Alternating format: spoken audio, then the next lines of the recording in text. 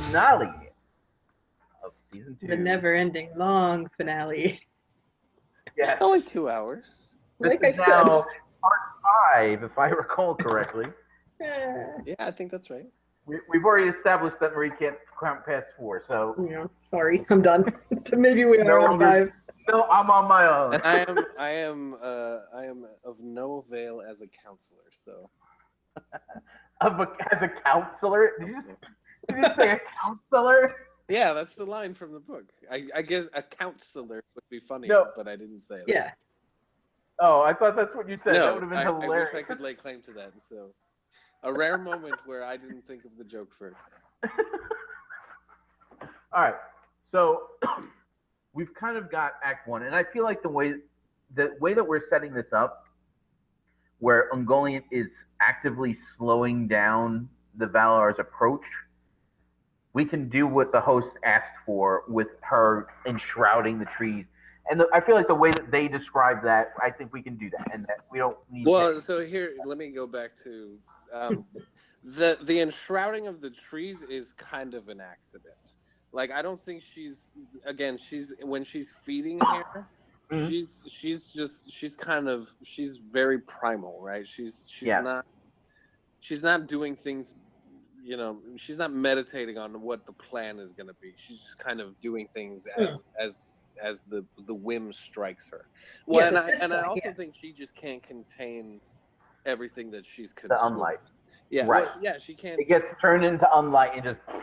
Yeah, at this point, she's just like belching stuff out everywhere. So it's very random. There's just random patches of darkness. Well, and it's not just. I mean, when they have the spinnerets working. But it's just pouring out of every pore on her body, right? She's radiating darkness. She's not weaving darkness per se. And the reason for that, of course, is that we're underscoring the mythological enormity of what she's supposed to be, right? And it's no coincidence that she spent the years living in. It's actually kind of hilarious that she didn't just go to Middle Earth during this period, because there hasn't been any darkness in Valinor for literally hundreds of years, right? Mm-hmm. So the fact that she is as withered and emaciated as she is when we first run into her again. Is that's not an accident, right? Yeah, the thing that I want people to take away from this is that she's, she has a personality and she's a person and all that stuff, but she's more than that. Basically, every opportunity we can get to underscore the mythic nature of the characters that we are dealing with is an opportunity we should seize with relish. Yes, it would be easy to forget that if we didn't broadcast it, and well, that's one of the. Keep going. Particularly in Ungoliant's case, I think that's important. She has limited screen time, and she is way more primordial than anything else. So we should show that. Yeah. I think that's one of the negatives of the Book of Lost Tales. As much fun as all of those stories are, it really robs the Valar of a key component, in my opinion, anyway, of their character, which is just this larger than life. And that mystic flavor. As the almost like the Greek gods who can be petty and constantly changing their minds. Yeah, one message that should come through in this season is that the elves have kind of viewed the Valar as just people for a little too long. Yeah. And in this episode should be when they kind of wake up to the fact that, oh yeah, the Valar aren't just people. Like, they can do things that we can't. And we should kind of see some elf reaction. Like, because Feanor's like, oh, I can fix the trees because, the Valar can, Yavanna's going to fix the trees. I'll fix the trees. It's the same thing. Like, none of the Valar should consider Feanor on Yavanna's level. Yeah. But some of the elves probably do. They're like, oh, of course, Feanor, he's the greatest smith we have. Surely he can help you right now. Yeah. So Well, and we can definitely do it something wouldn't with be this. it wouldn't be terrible. It wouldn't be terrible for Feanor's efforts to at least aid in the preservation of the fruit and the flower. Mhm. Yeah. I think that, yes. I don't know how he would contribute I to think that. that we should see that the poison is spreading through the trees and they're dying more and more, but that Yeah. like certain random branches of the trees aren't dead yet. Like Yes. the trunk is poisoned, so this is not going to end well. But when they show up, it should look like you can save this Yes. somehow. Yes. So here's my question. Okay. Do we want to show the attempts to save the trees before or after we go to the Tulkas Amway Orome show on the road? We probably want to break up standing around the trees as much as possible, so Right. I would say after. I don't think we're gonna spend a lot of time with those guys though. Like I don't know what they can do besides fail to do anything. Well, here's several things. Okay, we need to get Tulkas. So there has to be a scene where Orome sends Tulkas back to where Azalahar. the rest, right, because Tulkas has to deliver his line. So we know that. We know he's got to be there. We could also at that point have Orome realize that the trail is turning northwards towards Formanos. Here's the issue: that if Tulkas comes back and says, "We've discovered they're headed north," No. Feanor's, yeah, like they have to discover that first. after Tulkas leaves. Right, that's what I'm saying. Is that Okay, yeah, because Feanor's not going to stand around and stare at the trees if he thinks everything he loves is in danger. His father, his wife. That's what I'm saying. Yes. And his precious, his precious jewels. Yeah. Yes. Everything he loves is in Melkor's path right now. Yeah. Right. And other than his, I actually like the idea of Aonwe being with Orme at this point because we don't have to just assume that Orme knows where Formanos is. I'm willing to assume that, but I can't necessarily assume that the viewer will assume that. Right. Yes. Okay. You know what I would actually like is if Feanor has to be convinced to stick around and help with the trees. That he sort of assumes that Valmar is still the target. That everyone sort of assumes that they're in Valmar. And Azalahar is right next to Valmar. Well, exactly. They kind of realize that they're not, because the webs don't go that way, right? The webs are really thick around the trees, and it kind of maybe overlaps into Valmar a little bit, but they pop out of the web of darkness and end up wasting valuable time. And people are like, well, no, you can't go to Valmar. Okay. We need your help with the trees. Here's the visual though. Taniquetil, tallest mountain ever, is here. Yeah. Valmar is on the plain somewhere to the west of it.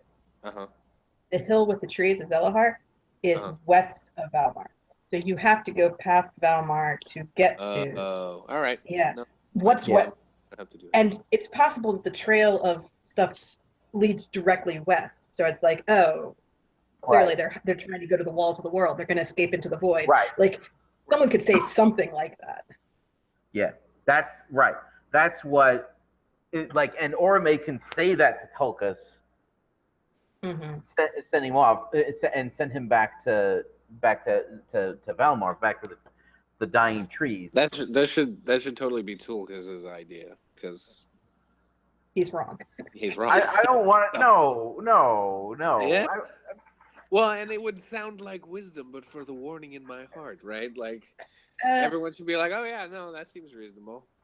But Orome would be the tracker, and Tulkas would have enough respect for his friend to be like, "Oh, well, you're the tracker. Tell me what's going on here." Like he knows Orome is the embodiment of hunting. Well, he should say that then, and then defer to Orome. His immediate thing should be passion, and then he'd be like, "But." In a display of actual brain usage, I defer to my friend the tracker, right? Yes. Right, and okay, that's fair. And then have Orome say, yeah, okay. So the trail leads west.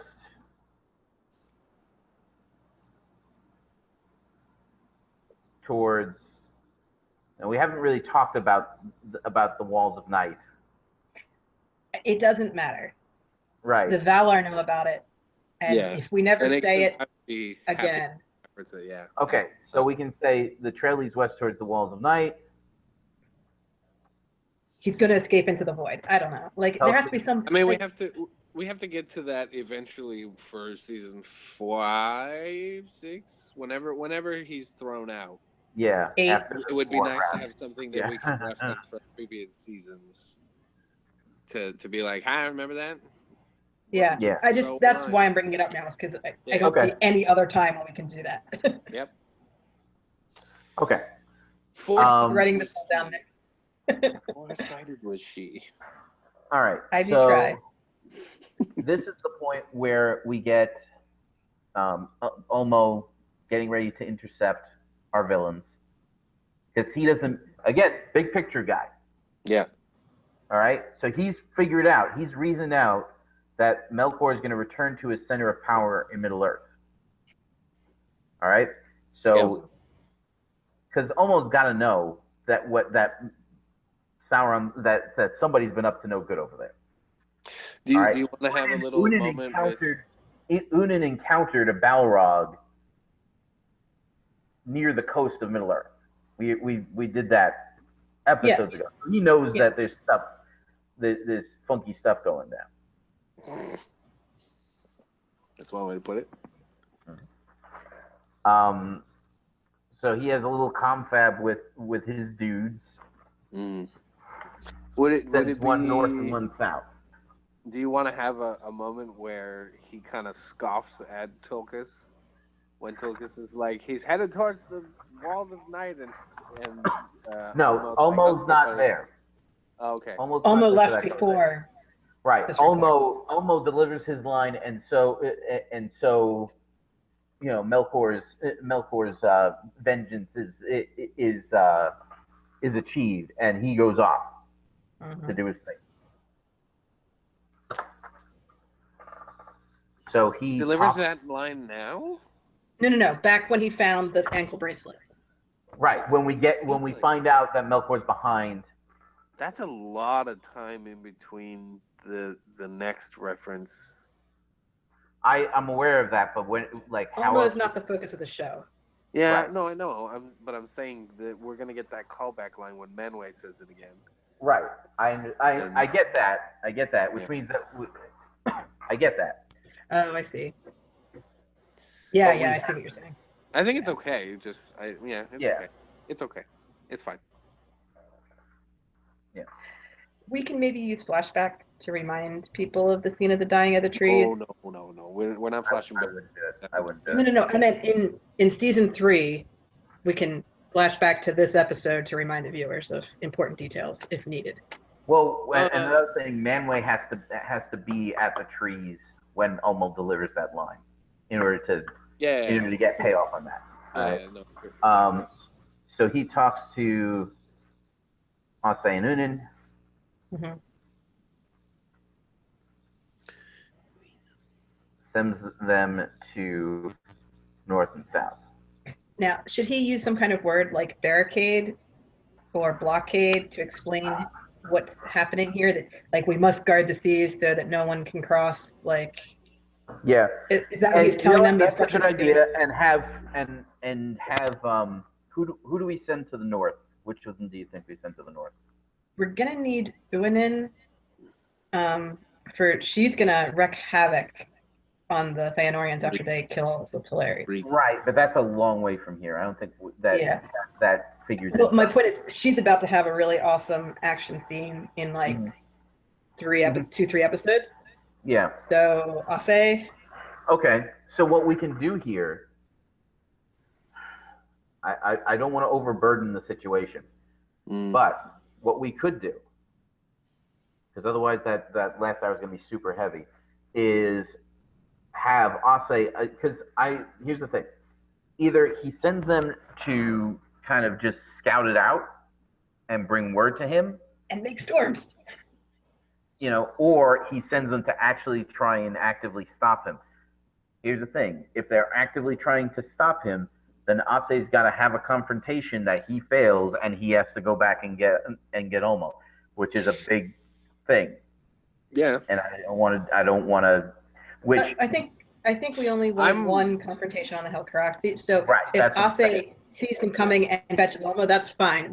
Right, that's the instructions could be do everything you can to stop them. Let me know. Bring word to me, and I will help you stop them. Right. Well, because I don't think that Ulmo's going to send Ase to take on Melkor. I don't think. No.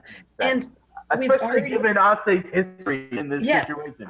Exactly, and that's part of what's cool about this is we see Ase being obedient to Ulmo, and actually coming and getting him, and they work together to try to take on Melkor, which is step up from what I was gonna say he just can't penetrate the webs because he's not a Valar.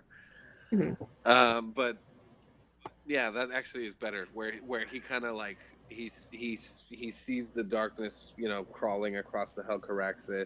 And kind of seized at the idea that he's not gonna get in there and wreck stuff, but he does in fact choose that. Yeah, that's way better character moment.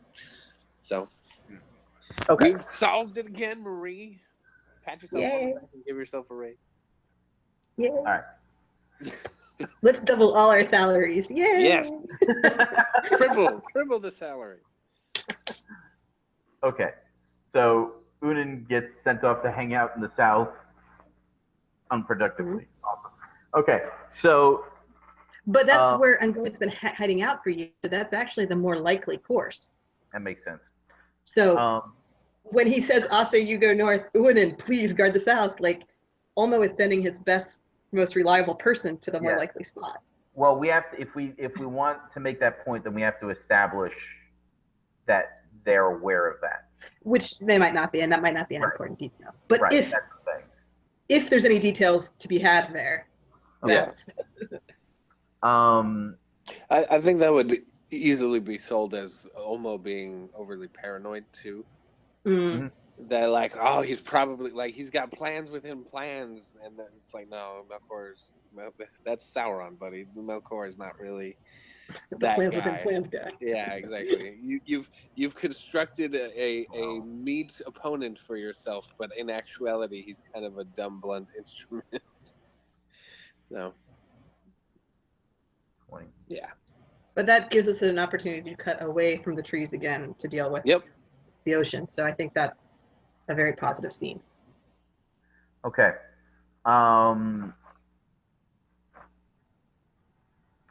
We're running a little short, just based on what I'm looking at here. Okay. So. Well, we're not. We still got a lot to do in this episode. I know, but like just based on we really don't have a lot to do in the first half. That's the problem. There's plenty. I'm not worried about the second half. I'm totally confident we can. That's an hour of television. It's this one that I'm worried about. So right now, through the end of Act 2, about halfway through, we're at 20 minutes. About. Just based on. If we're not estimating I would say we're at half an hour. Like the first for me the attack on the trees is a solid like 5-minute piece of TV. Like there's a lot. I was giving it 4 minutes, so that's not that far off. Okay, question for you. Do you have separate scenes from our teaser at the beginning of the party to everyone at the party noticing that the light's dying? Are those two separate scenes? That takes place in Act 1, so let's... Yeah, but make sure it's in there. But that's... Okay. That maybe ups it another minute. Dimming. All right, so the Valor can't get to the trees in time. The Jack Squad tries to get through. They can't. Varda's the only one who can get them through. All right, that's 2, 3... That's like... That sequence is 2 minutes tops. All right, they get there. I don't see that as 2 minutes. That's longer to me. Okay. Because they basically kind of have to argue about like what this is going to take too long. They're going to get away. And then somebody ups to them and is like, well, I mean, we need to see what they've done to the trees. Like that's the priority here. And they kind of squabble. They may not even realize that the trees. Or we need to see what they've done to Valmar. Yeah. Like Valmar can be shrouded entirely. But the light is off. They're like, oh, we need to get through the shadows so we can see again. Right. Yeah. Sure. So they get Varda in on it. And they're able to get to the trees. I can see the shot of the dying trees and their realization that the trees are dying. That's like a 1 minute shot with no words of just their reaction. All right, because we need to sell that hard. Yeah, but you also have at least 30 seconds of them getting through the darkness. Like no, I agree. I don't want to get bogged down breaking this down in a second, but I would say that we need one, maybe two more scenes. They don't have to be long scenes, but one or two more scenes in the first half of the first hour in order to get our time in. So so we need elves doing something. Yes. Because everything's been very Valor centric. Yep. Right. Yep. Which is fine. This is a Valor centric episode, but there needs to be elves. So do we want to get the elves to the trees in Act 1? Or do we feel like they don't get there till Act 3 of Hour 1? That's not a short trek, right? Right, that's what I'm saying. Yeah, they should be there pretty soon. Yeah. So after Ulmo's done his directions, the elves should already be there because Ulmo had to go fetch his people, and that took time too. Right. So that's Act 3 of the first hour. So I'm okay with that. So the elves' reaction on what we could do in this first hour in Act 2 is have a scene with Finwe and Nerdanel standing on the walls of Formanos. They don't see Melkor, nothing like that happens, but they do see the darkness spreading across. I wanted to see the reaction to the dimming of the trees, not just by Formanos, where we see it from afar, but also the Teleri down by the beach. Yeah. Well, no, okay, so the Teleri are not at the party? Not all the Teleri came to the party. They just hang out on the beach and don't care about parties. Okay. Yeah. So, I mean, I'm sure we had some, but whichever ones we didn't have are on the beach. So let's do reactions of the elves on Tenequatil in Act 1, and the actions of the elves on Tenequatil and the Teleri in Act 1. So here.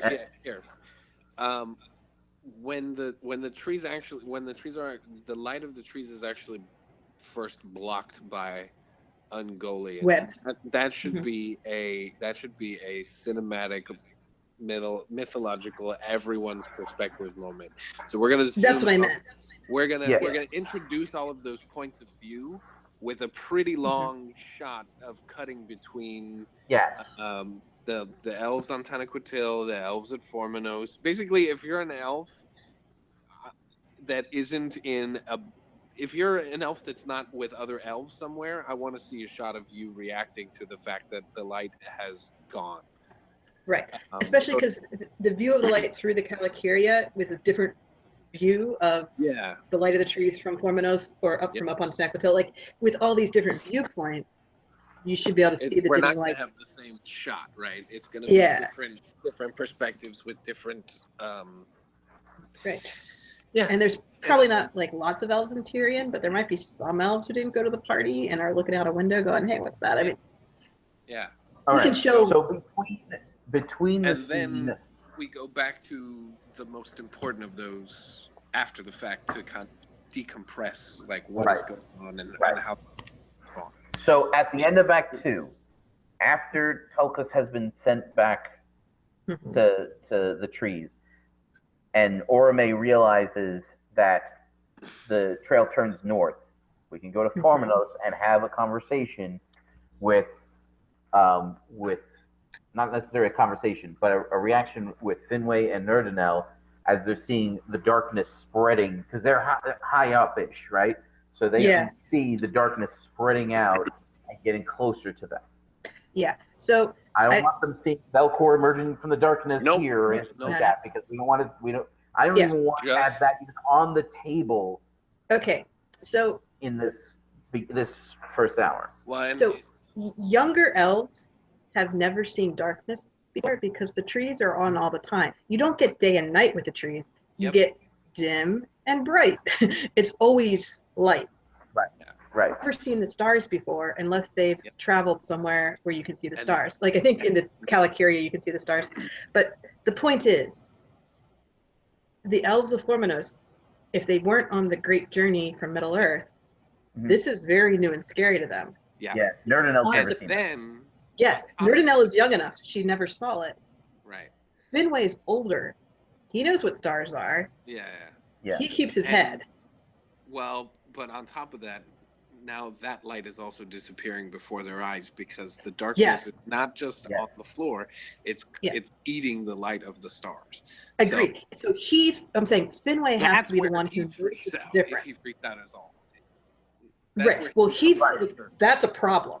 Yeah. Everyone else is just like, oh my gosh, darkness. It's like torches. We don't get this. He understands. That's all I meant. Is Finwe keeps his head. And I think that this is going to be a good moment of strength for him because I would think that that's when he basically tells them, "Get started. We're leaving." Yeah. Pack up. Everybody, pack up. Yeah. Okay. So we're going to have the decision to evacuate here. Yeah. I mean, like, where are they going to go though? Like that's. They're gonna go to where the Valar are, because the Valar are the only people that. It's darker down there. They, as far as they know, the Valar are dead. Yeah, I mean it's a scary moment. So I don't think Finwe has a plan right away, but he should definitely be like. Or do we give Finwe a moment of faith after his rebellion against the Valar, essentially, and send his house, like his people, to the Valar, because the Valar are going to know what to do. Yeah. I mean, that's it. That's their only hope, unless they're going to go to the Helcorrect, right? Like, there's no place for them to go except to around and get away from the darkness that is coming towards them, and hope to God that it's not, a wall to wall of bad guys between them and. Okay, it depends where Formonos is, which we have some flexibility on since we never picked a place for it. If it's right up against the Pelori, you could go over the Pelori to get to the ocean, which is a very difficult journey, but it would be away from the darkness, the encroaching darkness. So that might be Finway's initial plan, like pack everybody up for a journey through the mountains, which would sound difficult, but like a thing they could do. Yeah. If Formonos is further to the west in some rocky outcropping in the west, then he would have a whole plane of darkness to get through to get to the Pelori, which is a terrible idea. So well, that's the issue. And if Melkor is making a beeline for the west and then turns north, we have to assume that that Formonos is in the northwest. Yeah, I know. The way that we're setting this up. So that's what I'm saying, is that he doesn't really have anywhere to go until it becomes clear that Formonos is a specific target. Yeah. It's possible that there's a river crossing or something involved, but I can't really imagine Melkor and Ungoliant needing to like go west across a river. It doesn't sound realistic. No.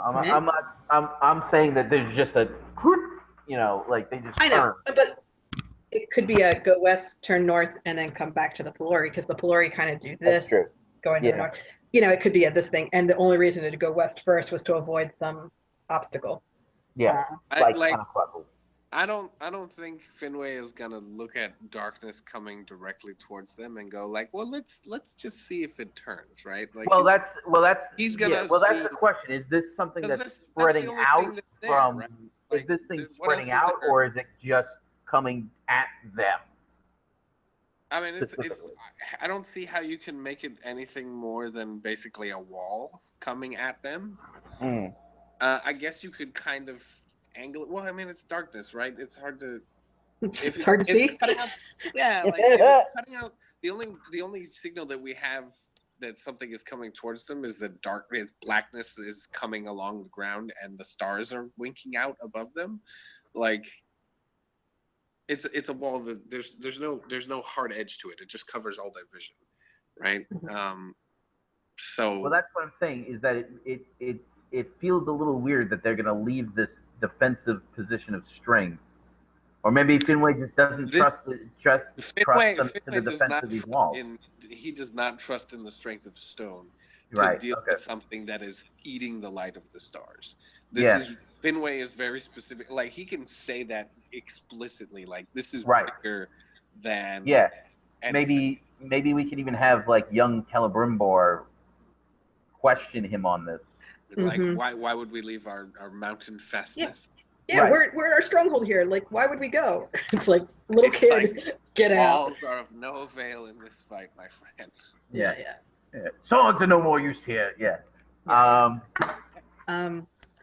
So I think that Finwe should be preparing everybody to leave. Yes. While kind of hoping that they're not going to have to. Yeah. But he has to be between the darkness and the Pelori for that to even make any sense, because to wait till darkness surrounds you and then try to leave is a terrible idea. Oh yeah, that's the worst possible idea. Right, and to go up into the Pelori is at least an escape route. Without that, I don't see what escape route they could have. Right. Where could they be going to? Yeah. So he's going to tell them to cross the mountains to the east to the sea. That's his plan. I mean, it's a plan. Yeah. Okay. All right. Maybe the mountains will stop the darkness. I don't know. Yeah. Well, I mean, maybe it'll at least contain it. Yeah. Okay. All right. Let's take a break real quick. Sure. So yeah, if you're watching us live, hang in there. We're getting there. We're almost halfway through. If you're watching, hope you don't have anything to do tomorrow. Oh my goodness. If you're watching this on YouTube in the future, definitely like and share the videos if you like and want to share them. If you haven't yet, feel free to subscribe. Check out the links below for the stuff on Signum University, Mythgard Institute, and Myth Moot 4 taking place 1st to the 4th this June.